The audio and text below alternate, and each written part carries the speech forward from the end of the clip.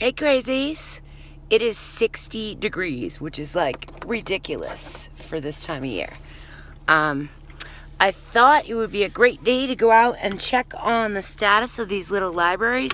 I've got a couple places I want to hit, but while I'm out, I'm thinking about going to the graveyard. I've written several books at this one graveyard, and I thought it'd be cool to do a tour of the actual cemetery that inspired one of my books called The Ghosts Who Raised Me. I've got it right with me because I'm prepared like that. Anyway, I thought we could go take a tour of that, go check on these libraries. It looks like I'm going to have my charter registrations for at least 4 of those this week, so that'll be exciting. And I want to talk to, there's a local hospital. Got things all over my head. I've been cleaning the yard. There's a local hospital that actually is interested in having a little library there in their lobby, so I'm going to go check in with them as well. And I thought it might be fun to get out and do some crazy train things, check out that cemetery, and we'll just play it by ear. All right, see you soon. All right, guys, we are here. This feels so sketch because this place is so, like, just desolate.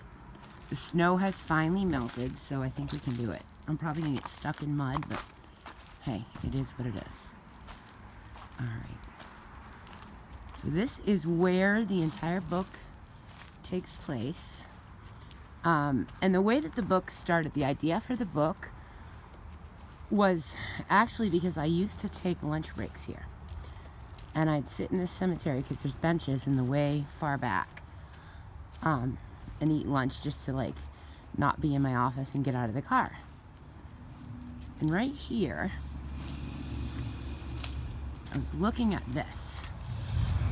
And it's a family plot. And I don't know, I'm weird, crazy, whatever, we've established that. I said to myself, God, you could put a kid in there. I know, I've got issues. Because it reminded me of like a playpen or a, I don't know, just an area to like contain a kid. And if you look closely, sorry for the walking, I'm walking over ice, so, you know.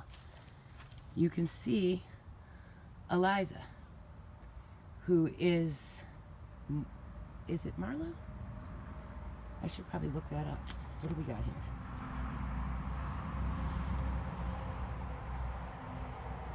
I want to say her name's Marlowe. Well, Ghost Girl, that's how I call her. Yeah, Eliza is definitely her mother in this book. And I feel like her name may have been Marlowe. I'm not clear on that, but either way, this was her mother in the book. I did some research and started like kind of fixating on this one particular gravestone. And you can see if you look down, this is obviously a family plot. Betsy's here. Daniel's here. So all the characters are here and come from the actual gravestones. What I want to do now, though, this is so creepy, and I will not do this if it's even remotely dark out, because you'll see. Way in the back is the place that Ghost Girl basically lives in the book. And this place is freaking terrifying. My guess is that it's a old shack for like the caretaker of the grounds. I don't know what it is, but I don't like it, and it was perfect. As you can see, there are more, quote, playpens around this cemetery. And I had to walk this thing 100 times looking for characters and names and figuring out, even doing some tracing of their actual stories, ancestors, and found a couple of people in town who they're actually related to. It's kind of neat.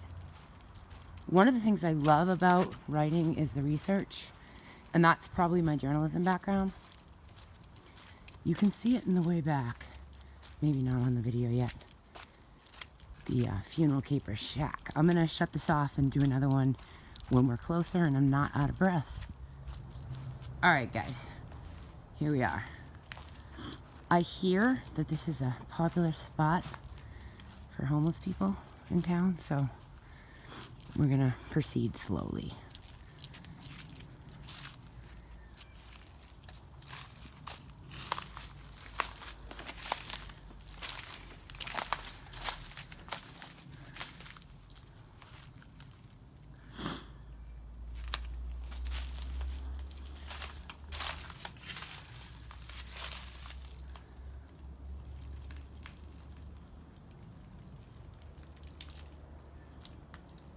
And one day I'll get the balls to write an entire book in this building. That'll be a creeper.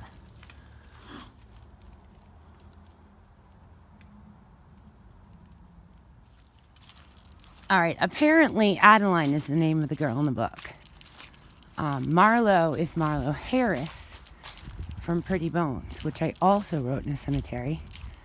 And somewhere around here is the Harris family plot. It may be over here, which is where I got the name. I think I may be walking on them. Nope. We'll find it. It's somewhere. It's a beautiful cemetery. It's just kind of one of those forgotten places. I don't obviously think they bury people here anymore, but in the summer it's really pretty. Another one of the, quote, playpens that I used in the story, where they contained Adaline as they raised her. So the book is actually about ghosts raising a kid. She's abandoned at a headstone as an infant. I don't know where that Harris spot is, but I know it's here. Another Hester. That was apparently a really popular name back then, which is why, again, it's in the book. But yeah, this was the inspiration for The Ghost That Raised Me.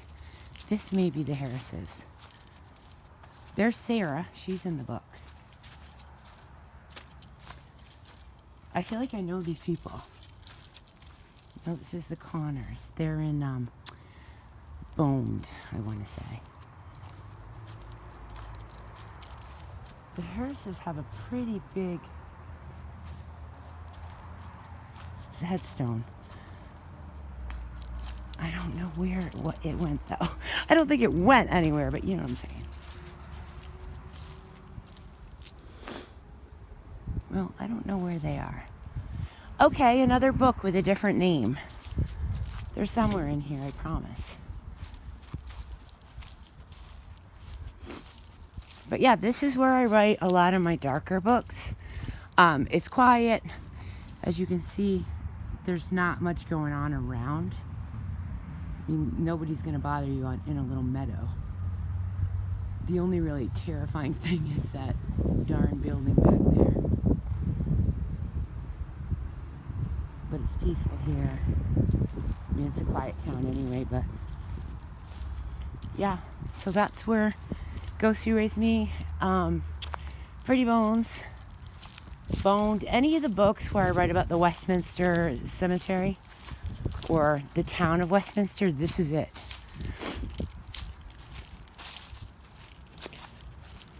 You know what? Harris's are probably back here because it's close to where actually Eliza is.